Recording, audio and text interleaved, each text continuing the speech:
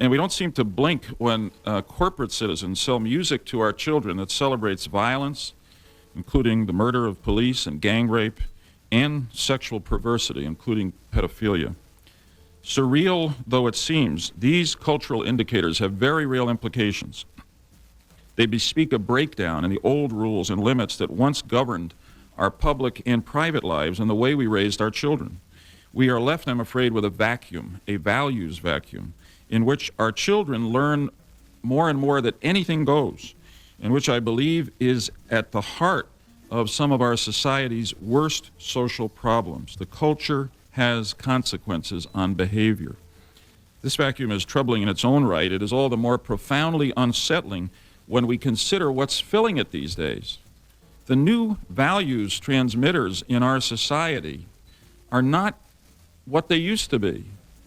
Mother, father, teacher, principal, clergyman or woman.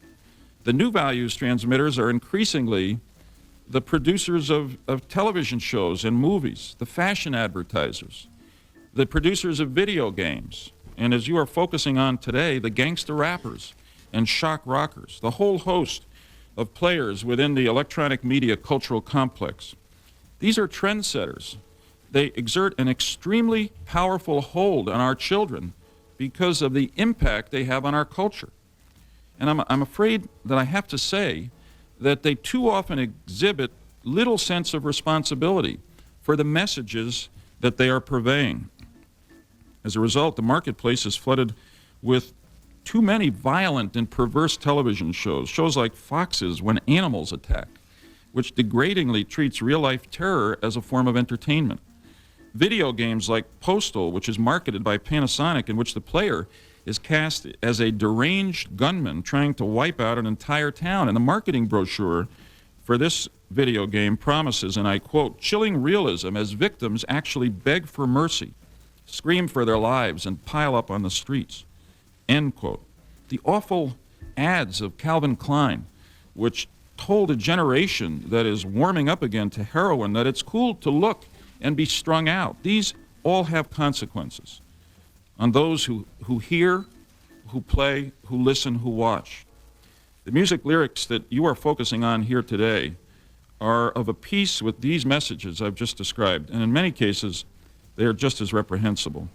Perhaps what I'm about to say ought to have a parental advisory attached to it. Consider a song like Slap a Hoe, which you mentioned, by the group Dove Shack, distributed by a large and respected company, Polygram, which touts the virtues of a machine that automatically smacks a wife or girlfriend into line. Or the vile work of the death metal band Cannibal Corpse, distributed through a Sony subsidiary, another great company, which recorded one song describing the rape of a woman with a knife, and another describing the act of masturbating with a dead woman's head. I apologize for describing these lyrics, but this is what we're talking about. We're not overstating. This is extreme, awful, disgusting stuff that millions of kids are listening to.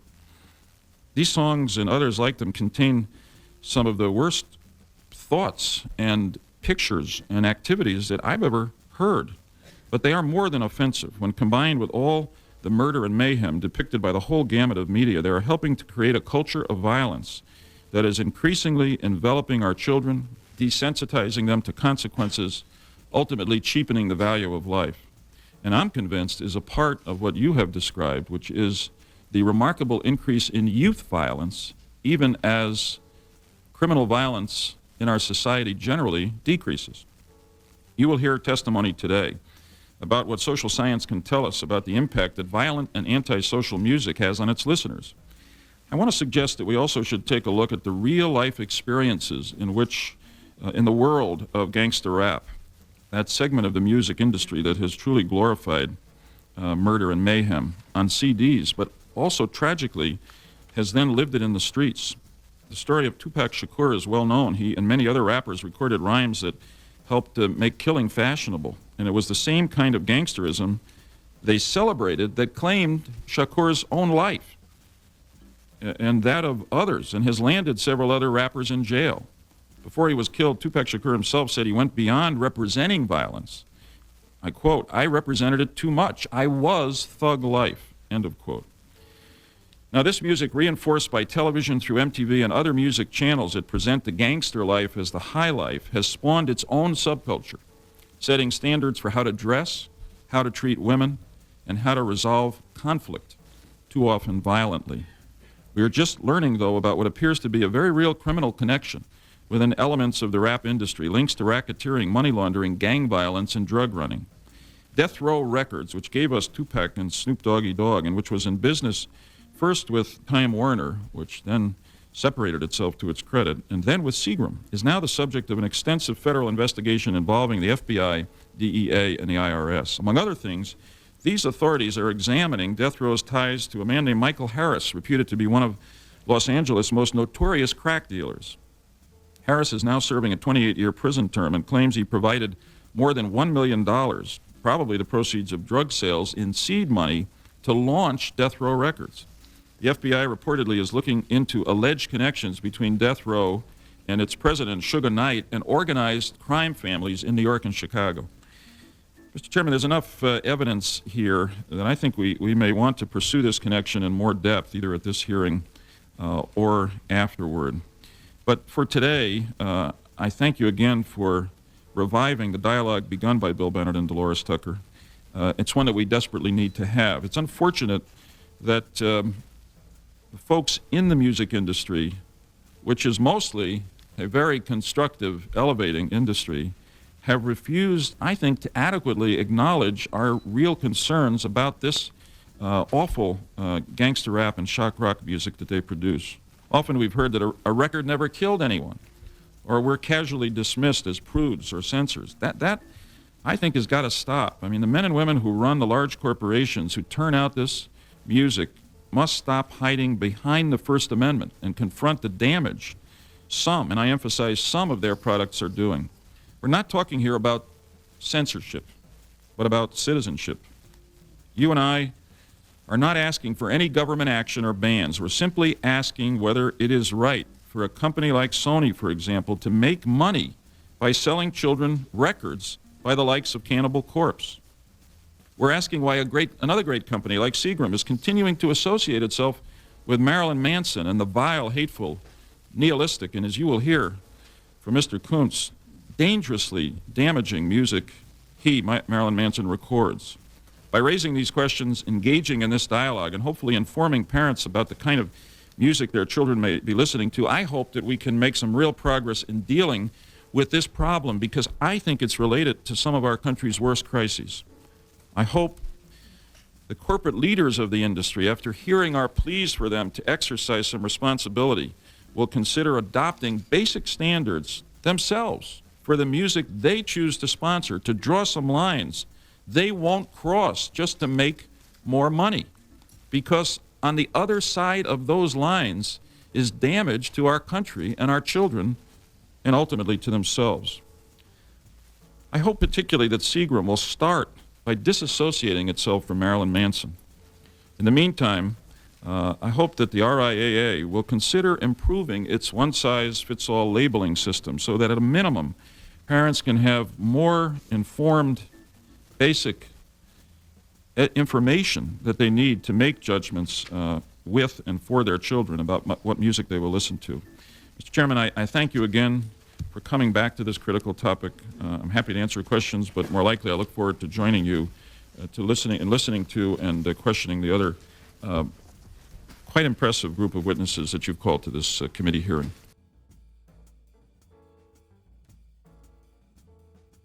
Some of my time. Please come on up and have a seat. Chat. Let's see if, I don't know if we have another microphone. We have to adjust the microphone over to him. Just before I came over here today, I heard on TV this statement: kids are like sponges and absorb messages like their TV snacks. Children between 2 and 5 watch more TV than any other groups, and more violence are shown doing kid shows than prime TV. And that is a passion that drives and motivates me to stop these messages from absorbing the sponges of our children. And the question was raised about who owns and distributes Marilyn Manson. I was to testify yesterday at the Seagram's stockholders meeting in Canada. Because of illness and my doctors preventing me from traveling to Canada, my husband testified for me, and he addressed Mr. Bronfman Sr. and the entire 1,500 or more who attended the stockholders meeting and challenged them, as you are providing us now, a chance to challenge the Big Six that continue to spread these messages of disease and not only suicide, but death and carnage to too many of our children. Not only our children, but to our culture and all the values we hold so dear in this nation and yea, in the world. I speak as chair of the National Political Congress of Black Women, but more than that, over 100 organizations, including the World Council of Churches, the Congressional Black Caucus, and many, many other organizations. I am pleased that this arm of Congress has taken the time to address the urgent problem of the social impact of music violence, a subject that we have been engaged in for more than 5 years in a relentless struggle to persuade the giant music industry to stop the production and worldwide distribution of violent, pornographic, misogynistic, gangster rap music. Those malicious lyrics grossly malign black women, degrade the unthinking young black artists who create it, pander pornography to our innocent young children, and hold black people, especially young black males, universally up to ridicule and contempt, and corrupt its vast audience of listeners, white and black, throughout the world. I am filled with hope and anticipation because this congressional body is holding a hearing. I trust and pray that you will follow through with positive action to save our children from the cultural scourges that are besieging them. I applaud the action that you're taking here today to protect children, not only applaud rather the action Congress took to protect the children and control the proliferation of this vile, demeaning, and misogynistic music. We're not talking about censorship. Instead, we are talking about establishing guidelines for more responsive and responsible corporate citizenship. A corporation must be granted authority by a governmental body in order to exist. No corporation should be allowed to exist if engaged in activities that contaminates and infects the minds of children. We protect whales, we protect owls, we protect rivers. There are already laws in existence that protect children from pornography and exploitation. I beg of this body to clarify and strengthen the existing laws on the books, so there is no doubt as to their intent and purpose. I have met with the FBI about doing just that. There are laws that already exist. Let us make them work for our children. We simply want some means or measure to stop the classic yelling fire in a crowded theater. We want to bring a return of civilized discourse to our musical art. When I met with the FBI, I took them proof that this music meets the 3 Miller test. It's offensive and can be stopped. To black women, the depressing existence of drugs, violence, and death in the black inner cities of this country is alarming. We are the grandmothers, the mothers, the sisters, the aunts, the cousins, the sweethearts, the wives, family friends of the targeted black male. Fathers gone, along with hope and jobs. Streets with drugs, violence, death. Those escaping this are headed for a new address. Prisons, jails that are bulging with young black men, and now an increasing number of black young women. Right here in this city, over 60% of black young males, 16 to 24, in Baltimore, in all of our major urban cities, we have what I call the 3P plague operative with our black males. 60% are either in prison, parole, or probation.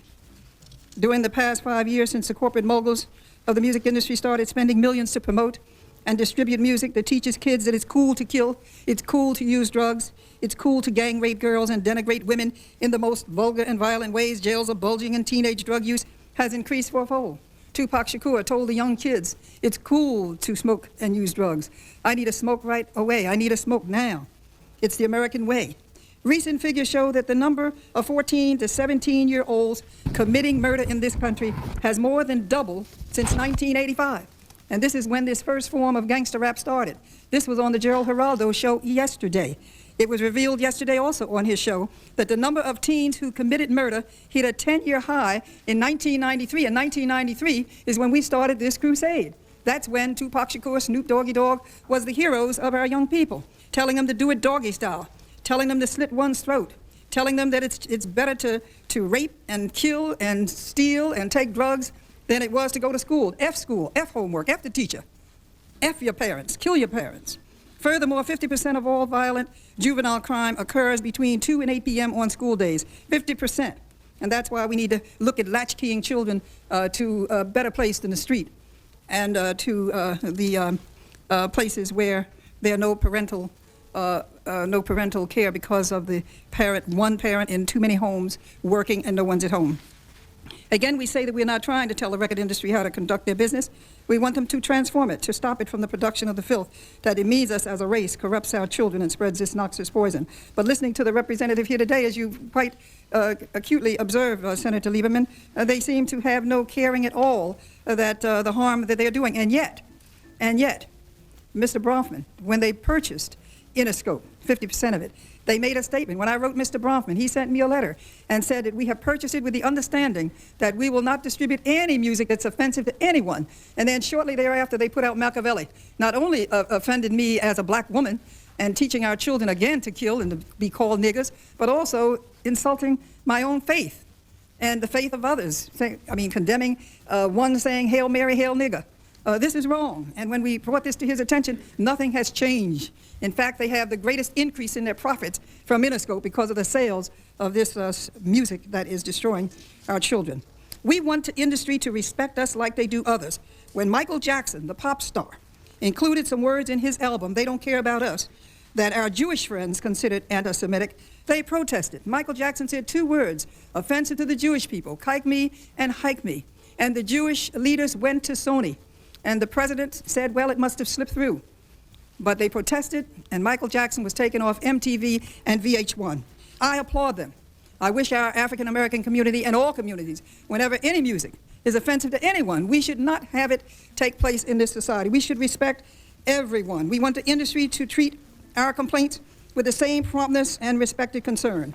I applaud the Jewish leaders for their swift action and have challenged our black leaders to do the same. Based on that episode, one can only conclude that the corporate gangsters in the entertainment suites, the true cause and propagators of this filth, not the young gangsters in the streets who are exploited, are merely the victims of the converging malevolent forces. So I have said time and time again, the drug trade in the black community is fueling much that is ravaging our young people in abandoned communities that have already been savagely raped. I've said from the beginning that this music is drug-driven, race-driven, greed-driven, and violence-driven. Forgive me. The wealthy mavens of the record industry, for example, Ted Fields, heir to the Marshall Fields fortune and owner of Interscope Records. He is the only one that I have seen, at least reported in the Wall Street Journal, that I love this gangster rap stuff, and no matter who doesn't like it, they can kiss his ASS. Well, I haven't heard any gangster rapper saying that. He's the only one, and he bankrolled Death Row. I understand they got rid of Death Row, but he's still the owner of Interscope, and I'm calling on Seagrams today to get rid of it.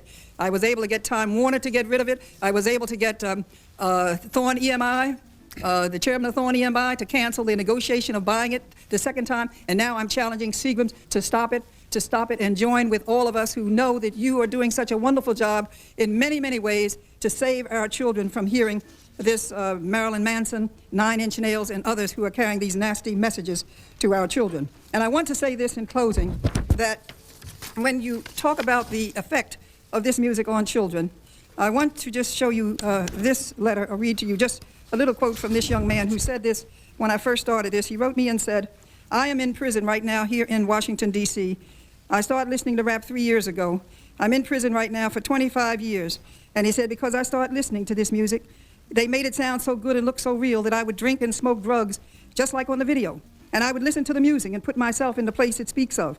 My hood girls, whom God gave to please me and multiply the earth with respect, became hoes and bitches. What's so bad is that they accepted it. You know why? Because they put themselves in the video too. And the guns, the money, the cars, the drugs and men became reality. And because good children are destroying themselves. Because of lack of knowledge, we begin to think that this is the only way we could be somebody. I mean, everybody wants to be somebody, and look where I am. He said, but please continue to press the issue. May God be with you in his name, amen. Love always, and God love you for what you're trying to do. And then on the other side of the ocean, many of you might have seen these 2 perfect little girls in France. 2 perfect little girls in France with Kurt Cobain in their ears, just like the gentleman here today. And they told their little friend, a 14-year-old fellow, that they were going and kill themselves. He didn't believe it. So he left them. And then later he said, let me go and check on them. And they had killed themselves, listening to Kurt Cobain in France. So this is not just in our ghetto areas. This is universal. And then I want to show this. I think we have I want to show you just what this Marilyn Manson is all about.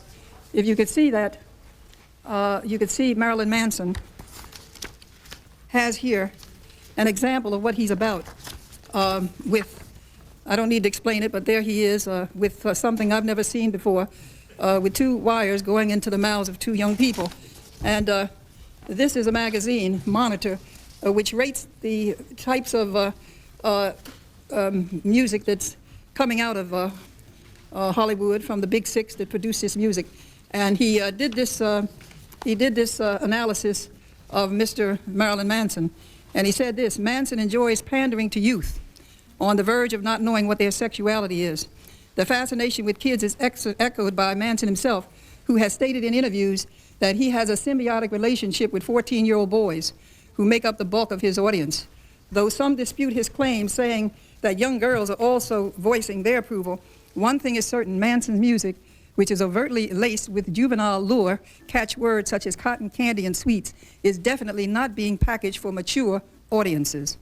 Just finished opening for 9 Inch Nails and currently touring with Ozzy Osbourne, Manson has perfected his on-stage antics, which includes performing oral sex on a male guest or strapping on a dildo, what is that, D-I-L-D-O, and mimicking masturbation while singing a tune penned by convicted killer Charles Manson. He further states in here, raise your kids better or I'll raise them for you. I want to raise kids in truth and tell them that everything is a lie. There is no truth. And I would like Chad, if he would please. Ms. Tucker, if I could, since the shortness of the hour, and we've got set witnesses here, Dr. Roberts, Professor Roberts came a long way to testify. If we could, we'll try to get to Chad, but I'd like to go, if possible, to Professor Roberts at this point, because we will have I'm a sorry vote I coming took up. so much time. No, it was very powerful.